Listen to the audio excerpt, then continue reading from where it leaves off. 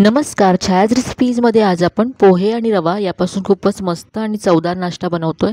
तर इथे मी अर्धा कप पोहे घेतलेत। जाड किंवा पातळ कोणतेही पोहे घेऊ शकता। यामध्ये आता भरपूर पाणी घालायचे आणि पोहे 2 ते 3 वेळा स्वच्छ धुवून घ्यायचेत। इथे मी पोहे 2 वेळा स्वच्छ धुवून घेतले। यानंतर असे चाळणीमध्ये काढून घेतलेत। असेच हे 5 मिनिटं ठेवून देऊया, म्हणजे पोहे सॉफ्ट होतील। तोपर्यंत एक वाटण तयार करूया। तर इथे मिक्सरच्या भांड्यामध्ये एक मध्यम आकाराचा कांदा घेतलाय, 2 हिरव्या मिरच्या घेतल्या, यानंतर साधारण अर्धा इंच आलं तुकडे करून घेतले आणि 4 ते 5 लसणाच्या पाकळ्या घेतल्यात।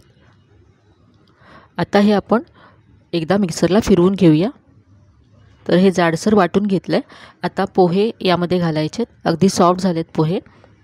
मोकळे करून सगळे पोहे यामध्ये काढून घ्यायचे।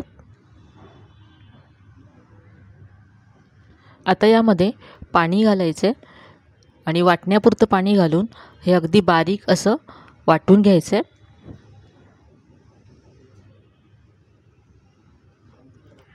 तर याची आता अगदी स्मूथ पेस्ट तयार करून घेतली। ही तयार पेस्ट एका बाउलमध्ये काढून घ्यायची आहे। सगळी पेस्ट इथे काढून घेतली। यानंतर मिक्सरच्या भांड्यामध्ये थोडंसं पाणी घालून ते सुद्धा यामध्ये मी काढून घेतले। आता यामध्ये पाऊण कप रवा घालायचा आहे। तर ज्या कपाने आपण पोहे मोजून घेतले होते त्याच कपाने इथे मी पाऊण कप रवा घेतलाय। जाड किंवा बारीक कोणताही रवा तुम्ही इथे घेऊ शकता। मिक्स करून घ्यायचं आहे। रवा घातल्यानंतर हे असं घट्ट होतं। आपण अर्धा कप पोहे घेतले होते आणि पाऊण कप आपण रवा घेतला। आता थोडंसं पाणी घालून हे मिक्स करून घ्यायचं आहे। हे मिश्रण आपल्याला घट्टसरच हवं आहे, त्यामुळे एकत्र जास्त पाणी घालायचं नाही आहे। थोडं थोडं पाणी घालत हे मिक्स करत जायचं आहे। तर हे पाहू शकता असं आहे। आता यावरती झाकण ठेवायचं आहे आणि असंच हे 10 मिनिटं बाजूला ठेवून द्यायचं आहे, म्हणजे यामध्ये जो रवा आहे तो छान फुलेल। तर इथे साधारण 10 मिनिटं झालेत, आपण पाहूया। तर रवा छान यातला फुलला आहे। आता यामध्ये आपण भाज्या घालू। तर इथे आता बारीक चिरलेली मी शिमला मिरची घेतली आहे। यानंतर बारीक चिरून घेतलेला टोमॅटो घालते आहे। तुमच्याकडे जर गाजर असेल तर गाजरसुद्धा तुम्ही इथे किसून घालू शकता। स्वीटकॉर्नची दाणी घालू शकता। तुमच्या आवडीप्रमाणे भाज्या तुम्ही यामध्ये ॲड करू शकता। आता इथे मी एक कच्चा बटाटा सोलून किसून स्वच्छ धुवून घेतला किस बटाट्याचा आणि ते असं पाण्यामध्ये ठेवला होता, त्याचा रंग बदलू नये म्हणून। तर हा किस आता त्यातलं पाणी पिळून घ्यायचं आहे आणि किस यामध्ये घालायचा आहे। बटाट्यामुळे आपली रेसिपी सॉफ्ट व्हायला मदत होते, त्याबरोबरच चवसुद्धा खूप छान येते। इथे आता बारीक चिरलेली कोथिंबीर घातली आणि चवीप्रमाणे मीठ घातलं। आता हे सगळं मिक्स करून घेऊया।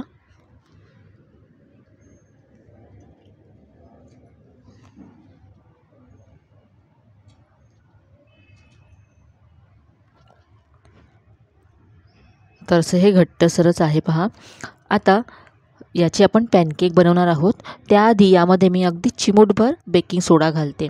इथे बेकिंग सोडा पूर्णपणे ऑप्शनल आहे, तुम्ही नाही घातला तरीही तुमचे हे जे पॅनकेक आहेत किंवा हा जो नाश्ता आहे तो छानच होतो। फक्त थोडीशी जाळी येण्यासाठी मी इथे चिमूटभर बेकिंग सोडा घातला आहे। इथे आता गॅसवरती मी तवा गरम करत ठेवला आहे। तव्यावरती अर्धा चमचा तेल घातलं। तेल पसरवून घ्यायचं आहे।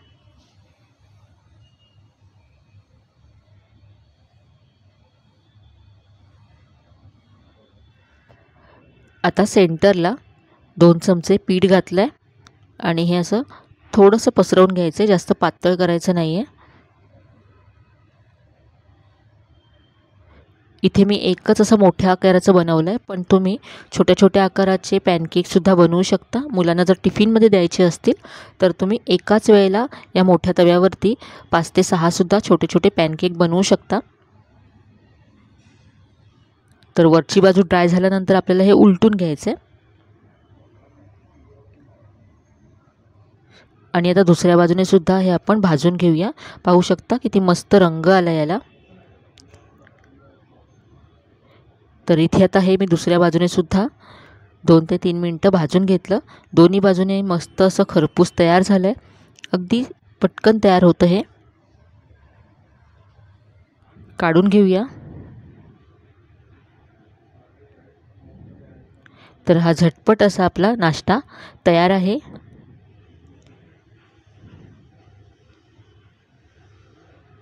तर इथे आता हे मी टोमॅटो केचप बरोबर सर्व करते।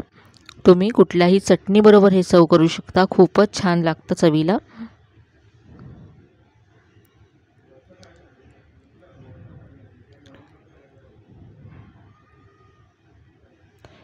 अगदी मऊ लुसलुशीत होतं हे आणि यामध्ये आपण बटाटा घातलाय त्यामुळे चवीला सुद्धा खूपच छान लागतं।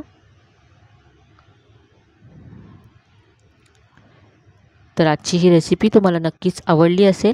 रेसिपी कशी वाटली कमेंटमध्ये कळवायला विसरू नका। रेसिपी आवडली असेल तर व्हिडिओला जास्तीत जास्त लाईक करा, शेअर करा। चॅनलवर नवीन असाल तर चॅनलला नक्की सबस्क्राईब करा। चला तर मग पुन्हा भेटूया अशा छान छान आणि नवीन नवीन रेसिपीसह। तोपर्यंत धन्यवाद।